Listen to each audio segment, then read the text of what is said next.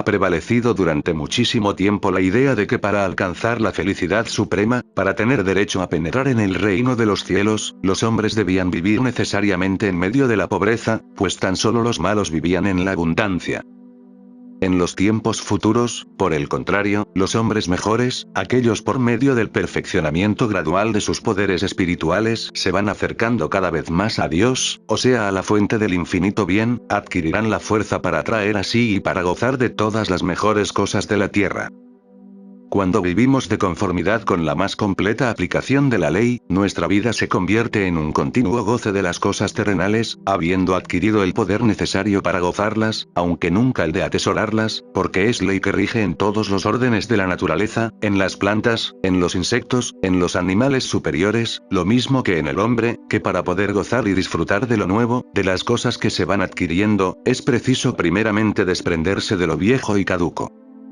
Si el árbol se guardase avaramente los frutos y las hojas del año anterior, rehusando desprenderse de ellos, es muy cierto que serían un insuperable obstáculo para la salida y expansión de las hojas y de los frutos nuevos. Si el pájaro, poniendo en lo caduco un excesivo cariño, se empeñase en no desprenderse de sus plumas viejas al llegar la época de la muda, es muy cierto también que no podría disfrutar jamás de un nuevo y más reluciente plumaje. No es necesario traer aquí mayor número de ejemplos para poner en evidencia la gran ley espiritual por la que debemos desprendernos de todo lo viejo a fin de que lo nuevo pueda venir hacia nosotros, ley que obra igualmente en todas las expresiones de la naturaleza, desde la pequeñísima semilla hasta el alma de los hombres, existiendo en todo una maravillosa y hermosísima correspondencia y analogía.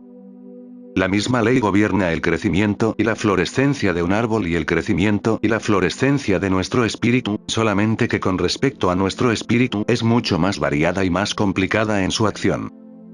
Del mismo modo que hacen el árbol y el pájaro, si deseamos más prontamente disfrutar de un vestido nuevo, de una casa nueva o de algo que es mejor y más rico que lo que tenemos, es preciso empezar por desprendernos mentalmente de las cosas viejas que nos rodean y que no necesitamos ni necesitaremos inmediatamente.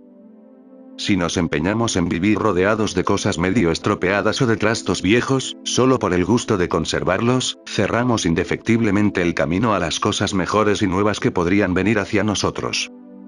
Aquel que mantiene amistad con personas que no hacen más que molestarlo y fastidiarlo, ridiculizando sus ideas cuando las expresa ante ellas, y que por encima de esto no le proporcionan el más pequeño provecho, este tal aleja de sí a personas de mejores cualidades y que podrían serle de alguna utilidad.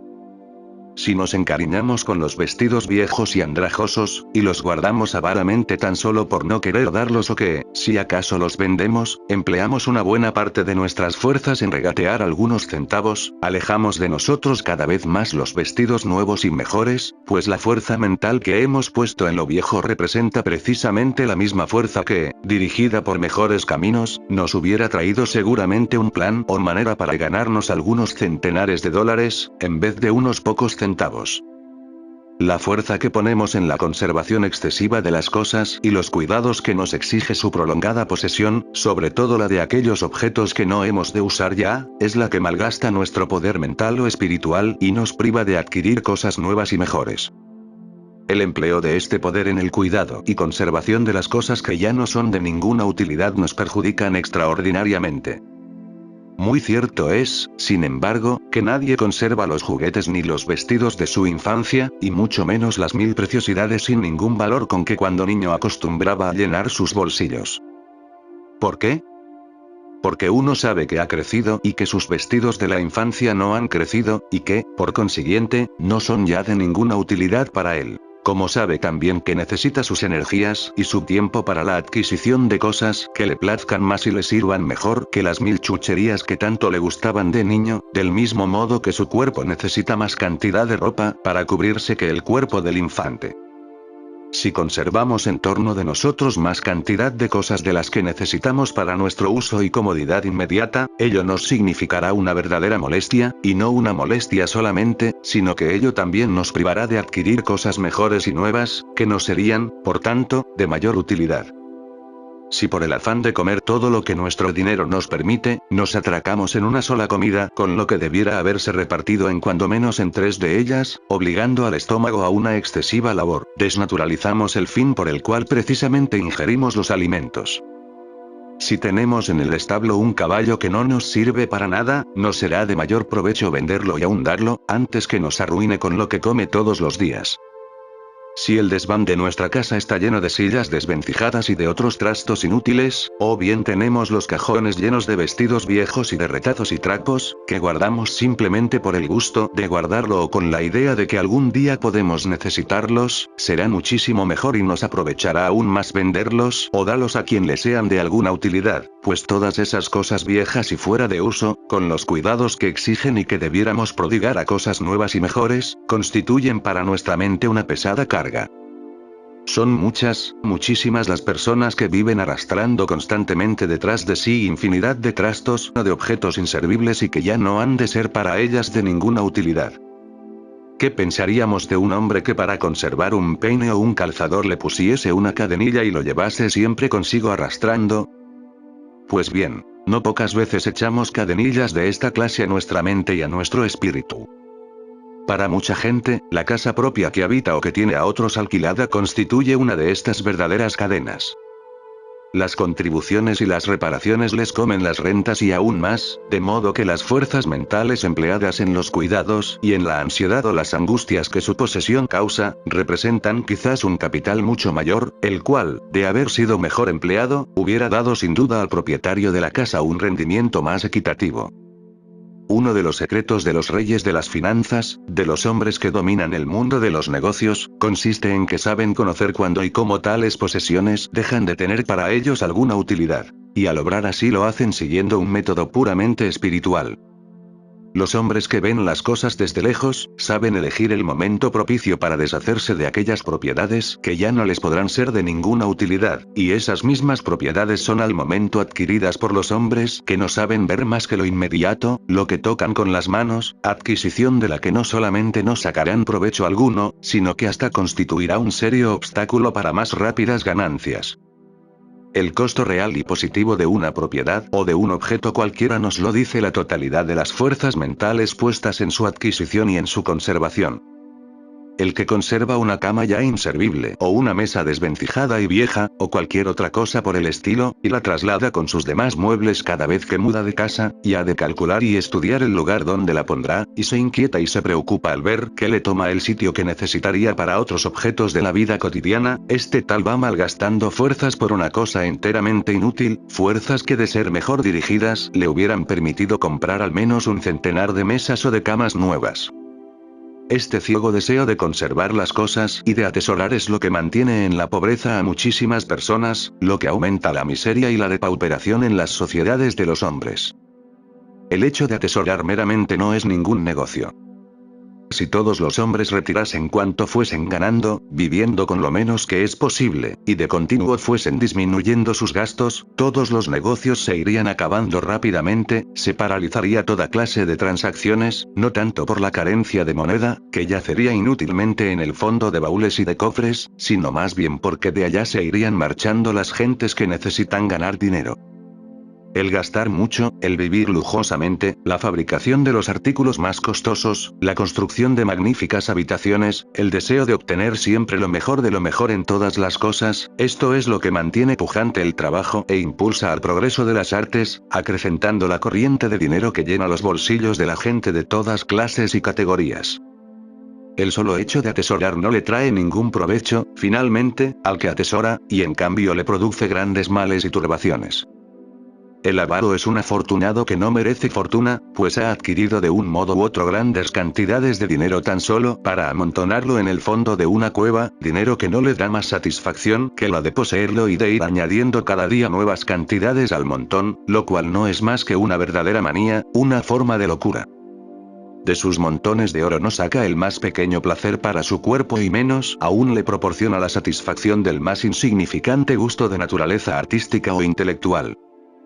Posee, es muy cierto, grandes montones de metal o de papel estampado. Pero él en realidad se reduce a la mayor miseria y no es más que un miserable. La familia cuyos individuos viven sin trabajar, sin hacer ningún negocio, manteniéndose por completo de las rentas que obtienen de atesoradas riquezas que ganaron sus antepasados, no durará sino muy pocas generaciones.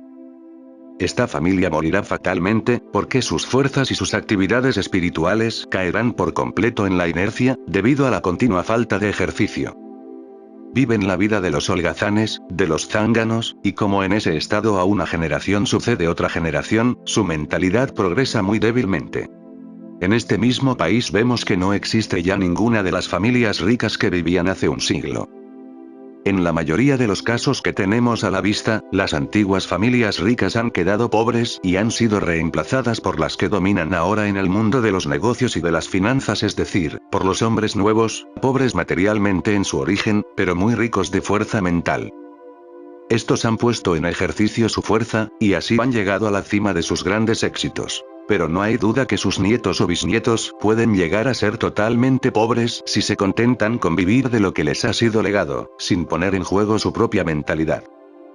Aún en la misma Inglaterra, se hace difícil mantener a una familia en la riqueza, a pesar de que el padre puede crear un mayorazgo y darlo al mayor o preferido entre sus hijos, pues aun cuando los herederos reciben los consejos de gente entendida, frecuentemente son incapaces de conservar las riquezas y las propiedades que les han sido legadas, sin contar que no siempre con la legación de un título de duque o de conde recibe el heredero una inteligencia de primer orden, ya que ni la fortuna ni la nobleza pueden evitar que proceda el heredero de una de las esferas mentales inferiores. La vida de que al presente goza el cuerpo no es más que un fragmento de nuestra existencia verdadera. Ha de haber seguramente alguna inevitable penalidad para el atesorador de riquezas o de propiedades materiales, en el momento de perder su cuerpo. Su ente no ha desaparecido del todo, no ha hecho más que pasar del mundo visible. Pero con seguridad que siente todavía el mismo deseo que antes de amontonar riquezas y propiedades, y de manejar su dinero, aunque ahora no puede, en substancia material, sostener con la mano ni tan solo un cuarto de centavo, aunque sabe que existen las riquezas que un tiempo pudo llamar suyas, y hasta sabe dónde están. Asimismo conoce también como antes a las personas que trató cuando gozaba de un cuerpo material y para quienes no es ya nada enteramente. Aunque pueda haber repartido voluntariamente sus riquezas a otras gentes, no podrá, sin embargo, despojar a su mente del deseo de poseerlas todavía. Si este deseo de conservar y amontonar riquezas, sin hacer ningún uso de ellas, ha existido en él durante la vida del cuerpo, es cierto que existirá también y con la misma fuerza después de la muerte de ese cuerpo. La característica de nuestra mentalidad, nuestro temperamento, nuestras inclinaciones, nuestras pasiones, nuestros apetitos, no cambian más rápidamente después de la muerte del cuerpo, de lo que cambian cuando cortamos una sola parte de este cuerpo. Por ejemplo, un brazo o una pierna. Si en el momento en que muere el cuerpo no somos más que simples atesoradores de cosas materiales, quedaremos unidos a todas estas cosas por medio de fuertes cadenas, las cuales aunque invisibles, son tan reales y positivas como las de hierro que el hombre forja en la tierra. Si durante la vida del cuerpo tenemos la mentalidad puesta toda entera en el amor del oro y de las cosas que a él debemos, si las 9/10 partes del tiempo las empleamos en buscar los medios de añadir todavía a lo atesorado tan inútilmente nuevas cantidades, lo que hacemos no es sino en el mundo invisible verdaderas cadenas o lazos que nos tendrán constantemente atados, aún después del trance a que llamamos muerte, al oro, a las riquezas y a las tierras que una vez fueron nuestros y que son ya propiedad de diversas personas, causándonos un hondísimo dolor ver que otros gozan de lo que consideramos todavía nuestro, aunque estamos imposibilitados de hacer valer nuestros derechos. Esta ley de atracción tan poderosa es la que ha obligado a muchos entes humanos, después de haber perdido su cuerpo, a permanecer largos períodos de tiempo junto al lugar donde en vida enterraron grandes tesoros. O bien en la casa que en su vida carnal fue de su propiedad o habitaron durante larguísimos años, así literalmente encantando los tales lugares, hasta llegar algunas veces a ser vistos por los ojos carnales de una persona por más o menos tiempo clarividente, y aun logrando muchas veces manifestar su existencia por medio de algún agente físico. Las llamadas historias de aparecidos han existido y existen en todas las edades y en todos los pueblos, aun en aquellos que más separados y más alejados unos de otros han vivido, transmitiéndose a través de las generaciones por medio de la tradición oral al principio y luego por la escrita, pero siempre basándose en hechos positivos y reales. Al perder el cuerpo no nos vamos de este planeta, ni al encarnar volvemos en el sentido de venir de algún lugar muy lejano. aunque invisibles, permanecemos aquí en medio de nuestros amigos, si es que los tenemos, y aún sin apartarnos de nuestro taller o escritorio, donde es muy probable que algunas horas antes haya caído sin vida nuestro cuerpo, a causa de que al espíritu le han faltado fuerzas para sostenerlo por más tiempo. Y si mientras estamos en pleno uso del cuerpo, nuestro corazón y nuestra mente se han empleado en una sola cosa, sin mostrar el más pequeño interés por nada del mundo que no sean nuestros tesoros o propiedades, al perder el cuerpo quedará nuestro espíritu ligado a ello por medio de invisibles lazos, los cuales no podemos romper de ningún modo hasta que no aprendamos a cultivar nuestros demás poderes espirituales, o sea, a dirigir la corriente de nuestra espiritualidad hacia otros intereses y otros propósitos. De esta manera iremos creando en el espacio un verdadero imán intelectual o fuerza atractiva, la cual irá creciendo todavía ayudada por nuestros meritorios deseos, arrastrándonos poco a poco del centro o lugar a que estábamos fuertemente atados, hasta que al fin romperá por completo los lazos que nos ligaban a él. Si no cuidamos de dirigir nuestra mentalidad hacia otras direcciones y durante toda la vida no tenemos más preocupación que la del dinero que atesoramos o la casa de cuya propiedad gozamos, caeremos en la miseria de quedar eternamente ligados a esos tesoros y a esas propiedades con el tormento de ver que no son manejados como fuera nuestro deseo y con el más terrible aún de ver quizá cómo pasan a manos de gente extraña ajena por completo a la propia familia. No hay duda que existen actualmente muchos seres, sin física organización, que pasan miserablemente su existencia en torno de la casa que llamaron suya, sintiéndose atados a ella, a causa de que durante su vida no supieron dirigir su mentalidad hacia otros intereses y otros propósitos, viendo cómo personas extrañas ocupan lo que ellos consideran su hogar propio, del cual se sienten hasta como repelidos por la atmósfera mental creada allí por los nuevos ocupantes. Es más fácil para un camello pasar por el ojo de una aguja que para un hombre rico entrar en el reino de los cielos, arguirá seguramente alguien contra lo que llevamos dicho. El reino de los cielos no está situado en ningún sitio ni espacio particular, y puede hallarse y realmente se halla en toda mentalidad bastante sabia y bastante fuerte para construirlo ella misma, ya en el mismo plano de la vida terrenal, y en planos mucho más elevados. El hombre rico que no puede entrar en el reino de los cielos es el que carga sobre los hombros toda clase de cosas sin utilidad para sí ni para los demás, viniendo a ser algo así como un perro que monta guardia en el comedor y que con sus ladridos ni come ni deja comer a los demás, hasta que al fin cae muerto por el veneno continuamente generado en él por su estado mental hecho de rencor y de ambición inmensa. Pero la mentalidad fuerte y rica, el hombre rico que, conociendo la ley, posee el secreto de atraer hacia sí lo mejor de todas las cosas que el mundo encierra, no solamente aquello de que pueda él mismo disfrutar, sino también de lo que pueda contribuir al bienestar y a la felicidad de los demás, ese tal, al proceder así, vive verdaderamente en el reino de los cielos. Va convirtiéndose de este modo, y más todavía a medida que aumenta su poder y su sabiduría, en un verdadero y caudaloso río que baja de las montañas llevando en su seno agua y abonos con que fertilizar las llanuras. Pero si el río atesorase todos esos elementos y se los guardase para sí, ¿cuál sería el resultado? La frase ni la polilla ni el hollín lo destruyen ni los ladrones lo roban no puede ser de ninguna manera aplicada a las posesiones materiales de que se disfruta, pero que no son atesoradas. La planta se apropia tan solo de aquellos elementos del aire, del agua y de la tierra de los cuales puede disfrutar al día, guardándose mucho de atesorar o de guardarse una parte de ellos para el día siguiente, y si por alguna circunstancia llega a absorber de alguno de esos elementos una cantidad mayor de la que necesita en el presente, por ahí empieza su enfermedad y su agotamiento. Y cuando el hombre, por medio de sus artificiales métodos de cultivo, quiere precipitar su crecimiento dándole un exceso de materias fertilizantes, entonces nace de la misma planta algún insecto que la agota y mata. Este insecto se convierte en verdadero destructor de la misma planta que lo ha producido, precisamente porque ha habido en ella un exceso de alimentación, un atesoramiento de alguno de los elementos vitales en proporción indebida. De los elementos vitales se puede y se debe hacer uso, pero no deben ser jamás atesorados, si se desea de ellos un provecho real y positivo. La polilla y la herrumbre que destruyen todas las cosas no son en realidad sino medios que la fuente del infinito bien emplea para impedir el atesoramiento de las riquezas. Ni la herrumbre ni la polilla destruyen nada de lo que tiene valor real y perentorio, pero se apoderan de las cosas que no tienen ya ningún uso inmediato, y descomponiendo sus elementos los separan y distribuyen para que así puedan entrar en la formación de nuevos objetos que habrán de servir nuevamente a la vida del hombre.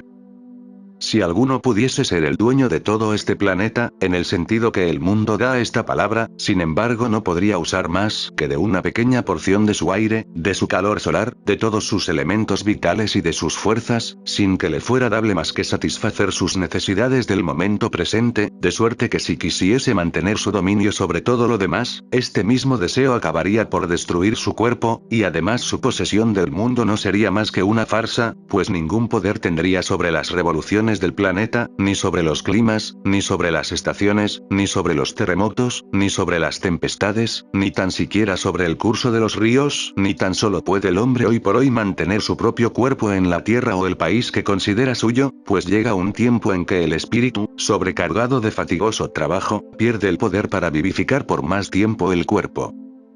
Y una vez perdido el cuerpo, ¿qué sucede? El que se pretendía dueño de todo se convierte en un miserable prisionero, ligado por innumerables lazos a la tierra, a la casa y a las demás propiedades físicas o materiales que creía tan suyas, incapaz ya de dominar sobre ellas y de gozarlas, y librándole por fin ellas mismas del engaño de que nunca hayan sido cosa verdaderamente suya. El que así obrara sería un gran loco, pues, para ganarse las cosas del mundo, ha dejado perdida su alma, que era su verdadera propiedad.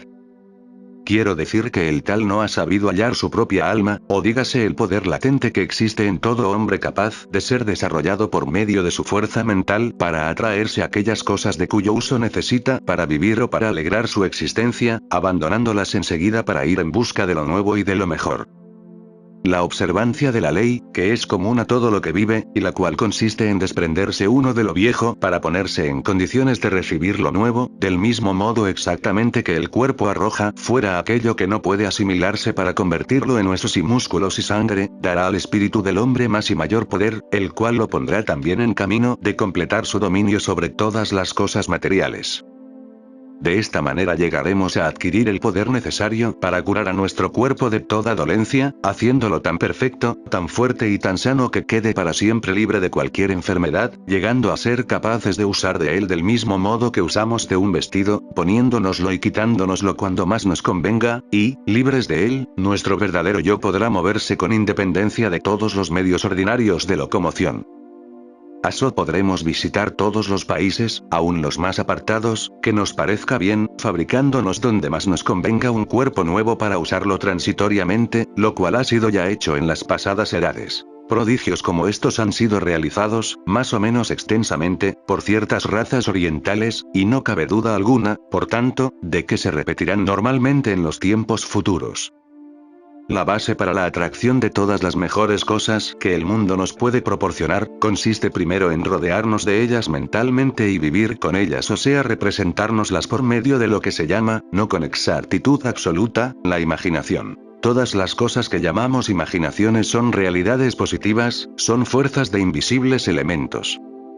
El que viva mentalmente en un palacio verá cómo su propia casa va transformándose gradualmente en un palacio verdadero. Pero esto no sucederá cuando no se preste al deseo toda la fuerza que es necesaria y que exige para poderse hacer plasmante. Cuando el hombre vive en alguna situación social inferior, es cuando puede seguir en su mente el deseo de ascender a situaciones mejores. Así, cuando esté obligado a comer en platos de estaño, considere esto nada más que como un paso para llegar más adelante a la obtención de riquísima vajilla de plata, y no es que sienta con ello envidia de las personas que disfrutan ya de una mejor posición, pues no hace más que tomar a cuenta una parte del capital que representan para él sus propias fuerzas mentales. Pero se ha de tener muy presente que cuando no podamos hacer uso inmediato de nuestro palacio, lo mejor es que lo cedamos a otras personas, pues de lo contrario se convertiría para nosotros en la peor y más pobre de las cabañas. Al tratar de guardarnos o de reservarnos grandes cantidades de cosas que no necesitamos, todo ese exceso pesa enormemente sobre nosotros y exige un gasto extraordinario de fuerza mental que podríamos poner, empleándola mejor, en el cultivo de algún especial talento. El que posee 5 talentos distintos, o 10 talentos, tiene necesidad de cultivarlos todos a un tiempo, siéndole indispensable para ello disponer de todas sus fuerzas, sin cortapisas, ni obstáculos de ninguna clase. Cada uno de nosotros forma un todo homogéneo, y si no cultivamos todas las secciones y departamentos de esta verdadera unidad, sentiremos que padecen las inclinaciones y los poderes que hay dentro de nosotros. El hombre en su totalidad es comerciante, mecánico, médico, actor, pintor, escultor y todas y cada una de las cosas que le dicte su ambición o su inspiración. La eternidad dispone de tiempo bastante para ello, y aún para las cosas que son de puro pasatiempo. De manera que todo el mundo resulta imposible en absoluto reducir a un hombre a la miseria. La miseria no existe en la eternidad. Podemos destruir hoy todas las cosas materiales que posee, y mañana habrá aumentado todavía su fuerza de atracción.